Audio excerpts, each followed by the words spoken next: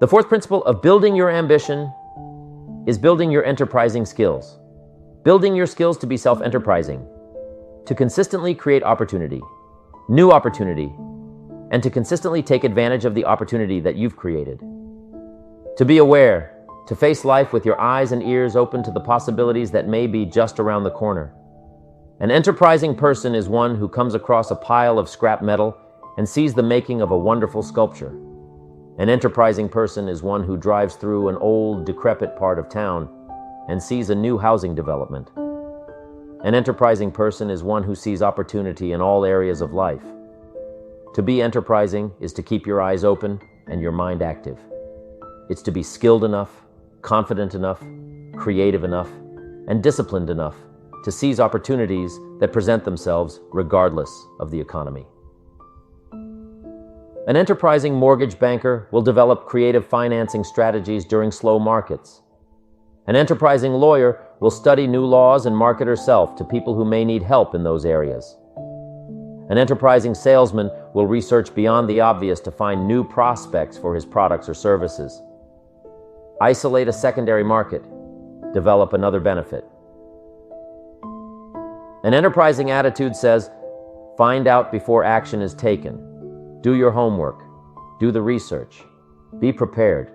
Be resourceful. Do all you can in preparation for what's to come. Think of a few people you know who are enterprising. Think of people in the news, in your office, in your neighborhood. What do these people have in common? Well, they're probably always on the go, developing a plan, following a plan, reworking the plan until it fits. They're probably very resourceful, never letting anything get in their way. They probably don't understand the word no when it applies to their visions of the future. And when posed with a problem, they'll probably say, let's figure out a way to make it work, instead of, it won't work. You need to be like that pesky little Energizer bunny. You need to keep going and going and going. Self-enterprising people always see the future in the present. Self-enterprising people will always find a way to take advantage of a situation, not be burdened by it. And self-enterprising people aren't lazy. They don't wait for opportunities to come to them. They go after the opportunities. Self-enterprise means always finding a way to keep yourself actively working toward your ambition. Self-enterprise requires two things. Number one, creativity.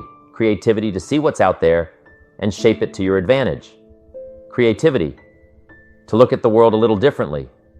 Creativity to take a different approach. Creativity to be different. And what goes hand in hand with the creativity of self-enterprise is number two.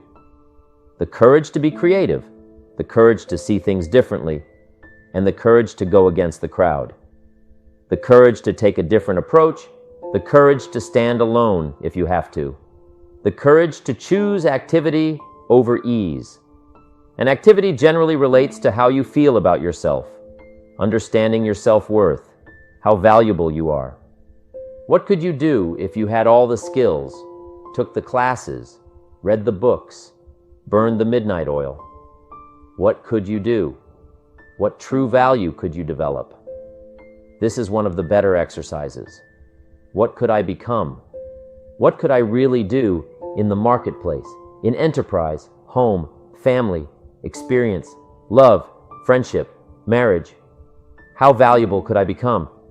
Am I valuable enough to work on what's not working so I can reach my full capacity? If I'm operating at 20%, what could I possibly do with the other 80%? Once you start understanding how valuable you are, it's a whole new experience. Understanding self-worth. It plays a major role in our ability to be self-enterprising. Our self-worth makes the difference between being lazy and being active, being self-enterprising. If we don't feel good about ourselves, we won't feel good about our lives. And if we don't feel good about our lives, we won't be very interested in looking for opportunities. So you see, being self-enterprising doesn't just relate to the ability to make money. Being self-enterprising also means feeling good enough about yourself, having a great enough self-worth to want to seek advantages and opportunities that will make a difference in the future. Enterprise is always better than ease. Every time we choose to do less than we possibly can, it affects our self-confidence, our self-worth. If we keep doing a little less every day, a little less every day, if we keep doing a little less, we are also being a little less. Can you imagine what you'd end up being after 10 years of doing a little less every day? It's devastating. Think about it. Doing less could ruin your life. Now you can reverse the process of doing a little less. You can reverse this process by using your self-direction, your self-reliance, your self-discipline. You alter the course by doing a little more each day. A little more, a little more, a little more. And pretty soon you'll develop a new habit of doing rather than neglecting. And days and weeks and months of doing a little more will ultimately do what? It'll increase your confidence and your courage and your creativity and your self-worth. In the end, it's how we feel about ourselves that provides us with the increased courage and creativity for self-enterprise. It's how we feel about ourselves that provides the greatest reward from activity and enterprise. It's not what we get or what we accumulate that makes us valuable. It's what we become that makes us valuable. Success isn't in the having. Success is in the doing. It's the process of doing that brings value. It's the activity that transforms our dreams into reality, that converts ideas into actuality. Self-enterprise is found in the activity. For without activity, we'll miss the opportunity. Let me tell you what I think most messes with the mind. I think that simply doing less than you can messes with the mind. It causes all kinds of psychic damage. I think being less than you can be, trying less than you could try, doing it with less enthusiasm than you could do, it messes with the mind. It somehow damages the mind. It damages our self-image. Because here's what I've discovered happens. The minute you turn this around and start extending yourself, you'll see immediate rewards. Maybe not monetary ones, not yet. But it's how you feel about yourself that's the greatest value you see. It's not what we get that makes us valuable. It's what we become. Discover all you can do. See how much you can earn, how much you can share, how much you can start, how much you can finish, how far you can reach, how far you can extend your influence. Some people out there would have us believe that positive affirmation is more important than activity. Instead of doing something constructive to change our lives, they would have us repeating slogans and canned affirmations like every day. And in every way, I'm getting better and better. Well, getting better and better doesn't just happen from wishful thinking. Getting better and better only happens with the discipline of doing better and better. Discipline is the requirement for progress, and affirmations without discipline are, in reality, delusions. Now, don't get me wrong here. There's nothing wrong with affirming the good life. As long as we are disciplined enough to take action, affirmations can be effective. As long as we remember two very important rules. Number one, we should never allow affirmation to replace action, activity, enterprise. Feeling better is no substitute for doing better. And number two, whatever we choose to affirm must be the truth. If the truth happens to be that we're broke, the best affirmation would be to simply say, I'm broke. Wow. Face it, accept it, be responsible for it, and change it. By admitting that you're broke, by saying it out loud, you'll probably be disgusted enough to start the thinking process on how to change it. Anyone saying I'm broke with conviction will most likely be driven from ease into action. Confronting harsh realities has an incredible effect. Confronting the truth and then applying the discipline to express the truth instead of disguising it inevitably leads to positive change. And reality is always the best beginning. You see, within reality lies the possibility to create our own personal miracle. Our own personal miracle. And the power of faith starts with reality. If we can bring ourselves to state the truth about a situation, then, as the saying goes, The truth will set us free. Here's another old saying. Faith isn't faith unless it's all you're holding on to. If your life and circumstances have resulted in a situation that is ugly, call it ugly. If you've lost it all, admit that you've lost it all. Be responsible to it. And if faith is all you've got left, use it. Create your own personal miracle. Once we understand and accept the truth, the promise of the future is freed from the shackles of deception. Once we accept the truth, the promise of the future will pull us. Here are some creative techniques that will help keep you on the right track toward that promising future. Remember, creativity is the first requirement for self-enterprise. Number 1, think on paper. You can't take a trip to somewhere new without a roadmap. You can't build a house with the plans in your head. You can't build a company with the business plan in your head. You can't seek venture capital with the financials in your head. But here's what you can do. Put it all on paper. Your roadmap, your blueprints, your business plan, your financial projections. When you put it on paper, you can analyze your path, solve your problems, and isolate what works and what doesn't. You can use this for your life as well. If you're faced with a mental roadblock, put it all down on paper like we talked about before. When you put a problem on paper, you take the emotion out of it.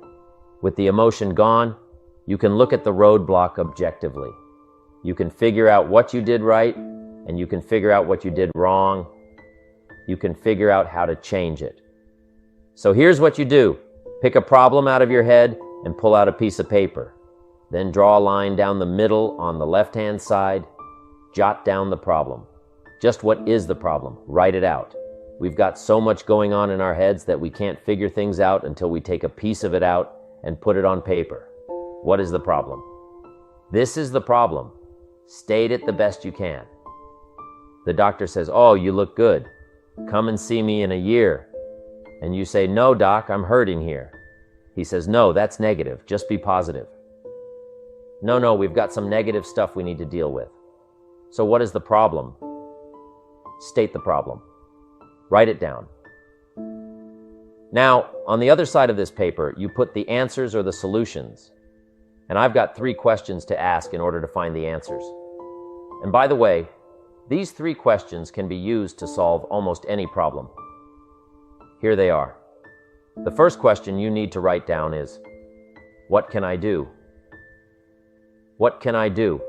Because you don't want to go any further than that. If you can solve it yourself, what can I do? Then what you do is develop working papers.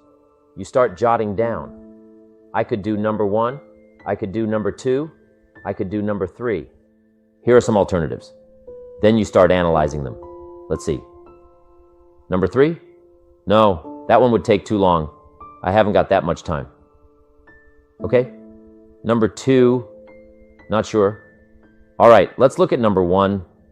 Maybe this is my best one, the one I thought of first. Now, if that won't work, here's number 2. What could I read? Maybe there's a book on my problem. Somebody spent a lifetime trying to figure out this problem. Maybe it's written out in concise language somewhere to give you the instant benefit of someone's advice. You don't need to reinvent the wheel. Do your homework and find the solution. And then you start developing some working papers on what you're reading. Book number 1, this guy's crazy. Book number 2, this guy's too shallow. Book number 3, this guy's got some interesting things to say about this problem.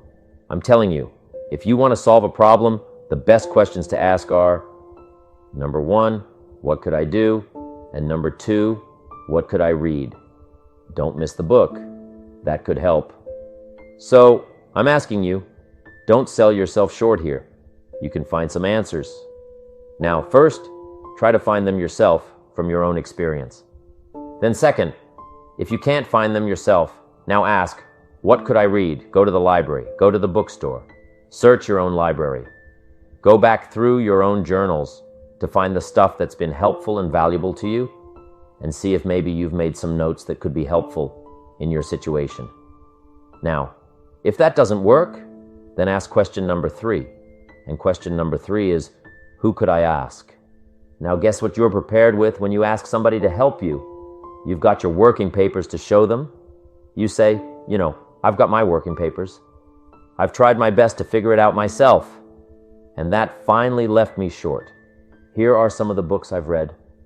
I've researched this material, and I'm still short. Now, could I possibly ask you, and could you possibly help me? You can't believe how willing somebody will be to help you if, first of all, they've gotten the idea that you were willing to help yourself. So if you've got a problem, pull it out of your head and put it down on paper. Then ask yourself, what can I do? And if that doesn't work, ask yourself, what can I read? And if after researching all you can, you still can't come up with the answer, ask yourself, who can I find to help me? I promise you, if you try these ideas and ask these questions, when you've got a problem, you'll be able to solve about anything that gets in your way. The second step to keeping yourself on the right track and being self-enterprising is to develop the ability to brainstorm. We hear this term all the time, but what is brainstorming? Just what it sounds like. Letting your brain go. Being free from all the inhibitions and objections and negatives. Just putting an idea into your brain and letting it take off free. Associating. Not planning a train of thought, but thinking freely. Now, if you're planning a creative strategy session with your associates, a brainstorming session, let me give you a little hint. Effective brainstorming can only happen if you're free from your ego. You can't be worried about saying something stupid or silly or something totally off the wall because your silly thought may trigger someone else's brain to take it one step further. Brainstorming in a group is an experience of collective thought, an experience of developing one idea or several ideas through a variety of thought processes. Here's another hint on brainstorming. It can't be effective unless everyone involved is comfortable with each other. If you don't feel comfortable within the group, you may withhold the very thought that provides the solution to the problem. You may withhold it because you don't want to appear stupid. How do you think all the advertisements you see on TV and in the magazines get created? How do you think some of those crazy campaigns are born? The process happens through hours and hours of creative brainstorming and working papers. Every member of the team jots down notes, and one idea builds on another idea and another and another. And pretty soon a campaign is born out of the collective thoughts of the group. Now, I don't believe that the best decisions are made by committee, but great ideas are often created by committee. That's number 2 to keeping on the track of self-enterprise. Finding answers through brainstorming. Whether you're letting your brain go by itself, or whether you're part of a group, brainstorming can often lead you to solutions. Solutions you'd never have thought of if you'd imposed parameters on your thought process. Here's number 3 for creatively keeping on the track of self-enterprise. And it's really an extension of number 2. Number 3 says, imagine outlandish solutions. Get your brain out of the ruts by considering ideas without considering their practicality. Consider ideas without considering how practical they are. You see, if you allow yourself to think without confinement, you may come across a solution that seems totally inappropriate. But guess what else this type of thinking will do? It'll allow you to open up the process, which will eventually lead to totally appropriate solutions. The 4th creative technique for keeping yourself on the right track to self-enterprise is through flowcharts and doodles and formulas. That's right, doodling. The thing you got in trouble for in grade school is actually quite stimulating to the brain, because the way you think while doodling is quite different than the way you think while creating a flowchart or writing a formula. Your doodles may end up looking like some symbol that will trigger your brain to think of an alternative solution. Drawing creative doodles wakes up a different part of your brain. Try creating a flowchart showing the path to success. What does it look like? Is it a straight course? Is it a varied course? Does it have a lot of curves and corners and different angles? Try creating a flowchart to success. It doesn't matter if it ends up being accurate or not. What matters is that it's stimulating the creative thought process. And once you awaken that creative part of you, you'll be amazed at the opportunities that were always there, ones you never saw before. It's all a matter of how you look at life and opportunities. The 5th method of creatively staying on the self-enterprising track is to access the information highway. It's amazing the kind of information that comes across the phone lines these days with your computer, either your home computer or the one you've got at work. You can go online with hundreds of services. You can access stock quotes. You can access worldwide newspapers. You can do research. You can call up a bulletin board and directly ask questions of other users. You can make new contacts, develop an entirely new network. By taking advantage of the electronic age, you can learn more than you could otherwise learn. Meet people that you would otherwise never meet. You can find information that your library may not have. You can share information and transfer files that you've never before been able to share. Many people are afraid of their computers. They don't take advantage of all their system has to offer. Work with your computer. Find out what types of information and services you can access. Use it as a new resource, a new specialized resource that's yours for the taking. The sixth technique for staying on track: commit yourself to learning. Feed your mind. Sharpen your interest in two major subjects, life and people.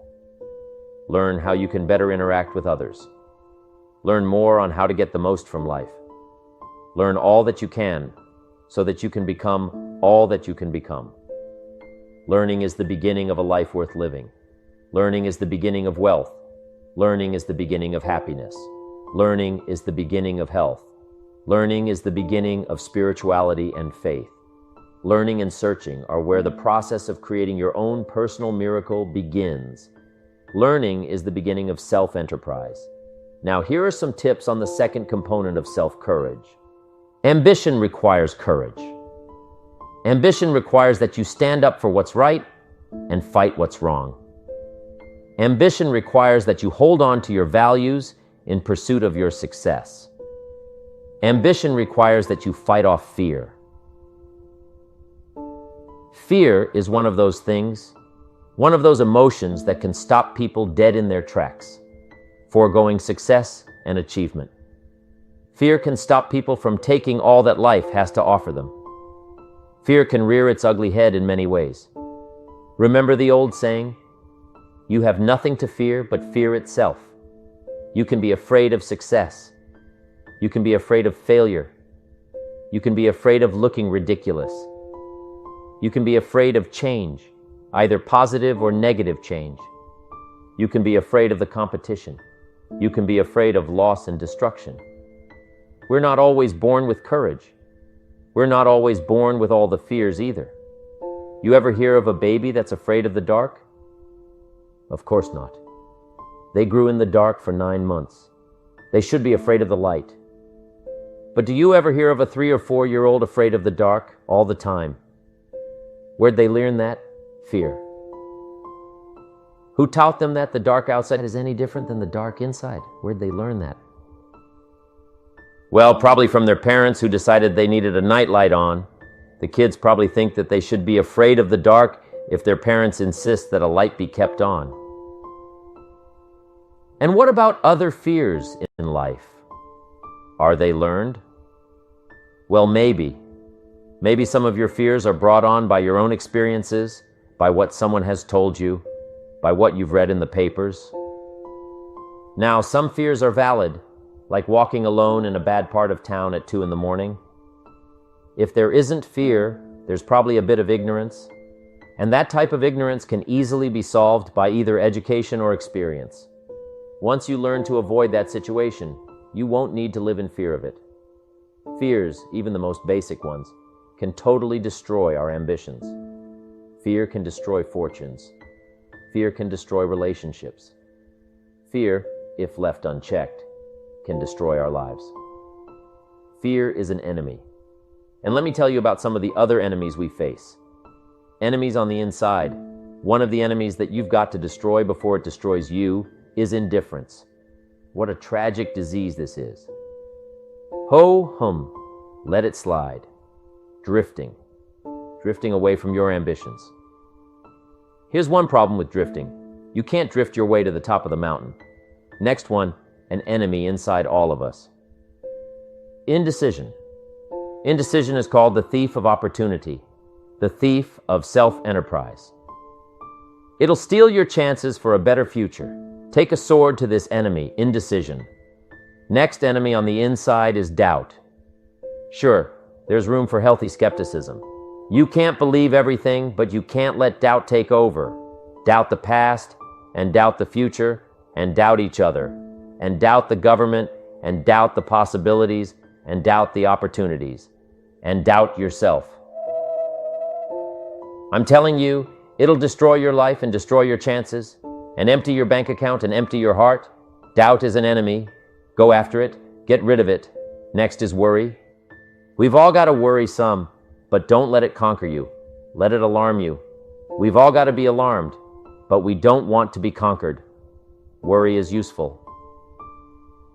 Rohn A asked in the morning, your daughter's not home yet. You've got to worry. Step off the curb and one of those zealot taxis is coming. You've got to worry, but you can't let worry loose like a mad dog that drives you into a small corner. Here's what you've got to do with your worries, drive them into a small corner. Whatever's out to get you, you've got to get it. Whatever's pushing on you, you've got to push back. Guess where illness is in your life? Illness is constantly testing the outer edges of your health plan, looking for a weak spot. And if illness can find a weak spot, it'll muscle in and take the territory. Unless you've got enough discipline and power to say, I'm not going to let that happen. I'm going to fight illness like an enemy. I'll work on my health plan enough to destroy it. The next enemy inside is overcaution, the timid approach to life. Timidity is not a virtue, it's an illness. And if you let it go and go and go, it'll conquer you, leave you without a promotion. Timid people don't get promoted. They don't advance and grow and become powerful in the marketplace. And it's possible to conquer it.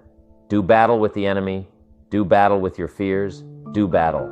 Build your courage to fight. What's holding you back? Keeping you from your ambition? Do battle. Have the courage to fight back. Be courageous in your life and in your pursuit of what you want and who you want to become. Here are a few techniques to help build your courage. Number 1, put all remote possibilities out of your mind. Don't worry about things you have no control over. Don't spend your time thinking about all the bad things that might happen to you. Don't spend your time plotting and planning ways to make sure these things will never happen to you. Courageous people don't worry about the unlikely things out of their control. They concentrate on what they can control. Number 2, face your fears before you start something. Imagine difficult situations before they occur. Make a list of the worst that could happen, and you'll probably see that it's not so bad after all. A friend of mine lost everything a few years back home. Cars, possessions, antiques, art, jewelry, credit, lost it all. So now, on her way back up, whenever she's faced with a tough decision, she asks herself, what's the worst that can happen? And guess what? She's already been through the worst and survived, so it's not an issue anymore. Now, you don't have to lose everything to lose that particular fear.